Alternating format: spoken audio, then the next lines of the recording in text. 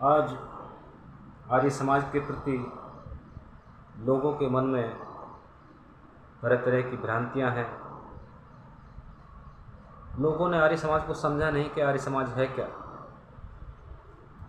आर्य समाज इस देश की नींव है। स्वामी महर्षि दयानंद जी अगर आर्य समाज की स्थापना ना करते तो आज इस देश को, इस समाज को, इस हिंदू धर्म को कोई बचाने वाला नहीं था। मेरी माताओं बहनों, आप ही हो जो इस देश को और इस हिंदू धर्म को बचा सकती हो। इतिहास साक्षी है, इतिहास गवाह है। जब इस देश पर कोई विपदा आई है, कोई आपत्ति आई है, तब आपने अपना खून बहाया है। मैं एक बात बताना चाहता हूँ, ध्यान से सुनना।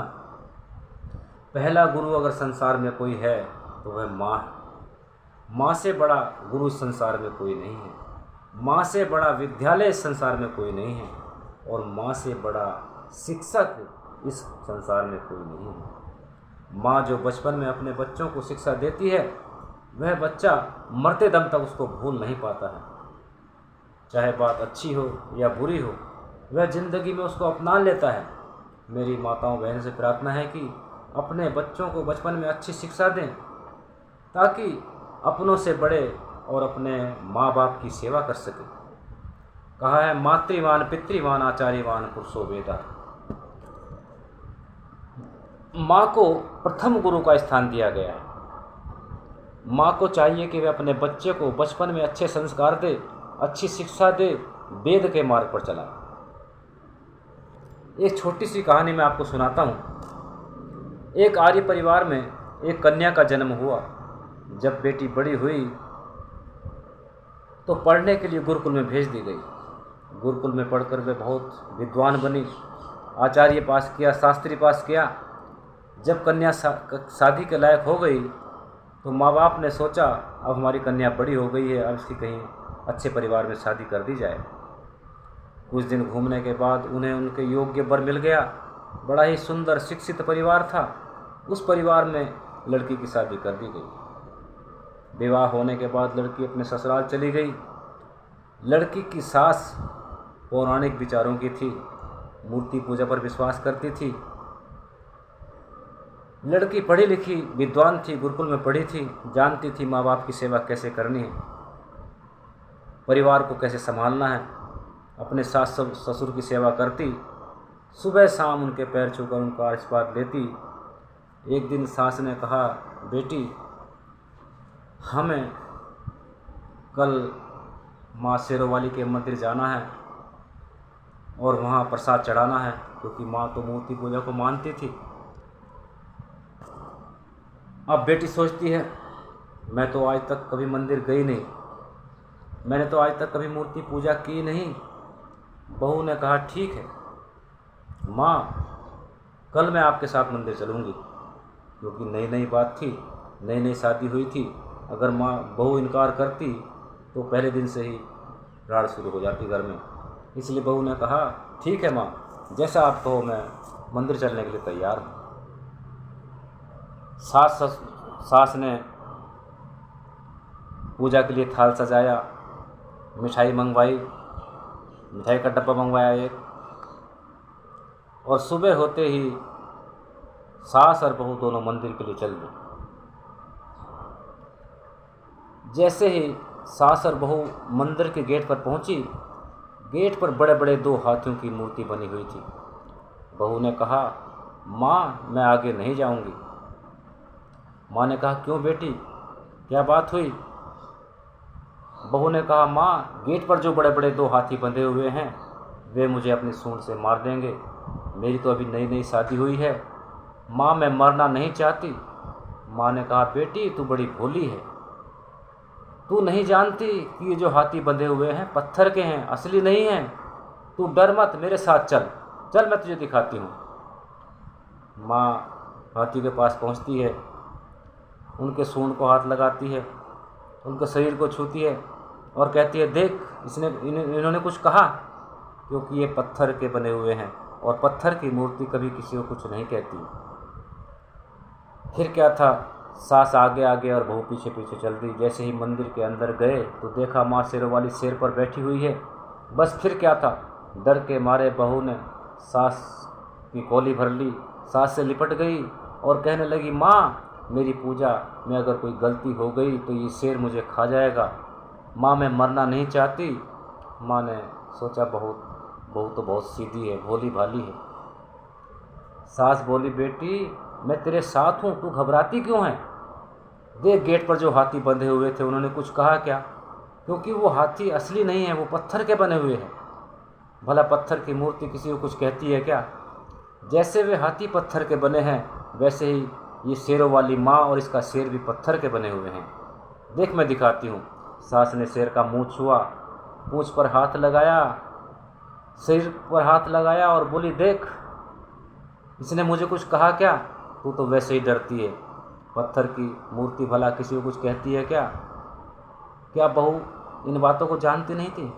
बहू सब कुछ जानती थी, पढ़ी लिखी थी, विद्वान थी, लेकिन सासू माँ को रास्ते पर लाने के लिए इसके अलावा उसके पास कोई और रास्ता नहीं था। उसने कहा, माँ जब ये मूर्ति पत्थर की है तो तुम उससे पत्थर क्यों पुजवाती हो? बहू ने सास का हाथ पकड़ा और कहा कि माँ तुम शेरों वाली माँ के पास खड़ी हो जाओ। माँ को शेरों वाली के पास खड़ा कर दिया बराबर में, और जो पूजा का जो थाल था उस थाल से पहले उसने माला उठाई और वो माला माँ के गले में डाल दी, और फिर जो मिठाई का डिब्बा था उसको खोला और उसमें से एक रसगुल्ला निकाला और कहा, माँ मुंह खोलो, और वह रसगुल्ला माँ को खिला दिया। फिर माँ का तिलक किया, 10 बार पैर छुए। सासू माँ ने भी बहुत सारे आशीर्वाद बहू को दे डाले। सास भी फूल के कुप्पा हो गई। बताओ, जिस सास को बहू के हाथ का रसगुल्ला खाने को मिले वो सास आप खुद ही समझ सकते हैं।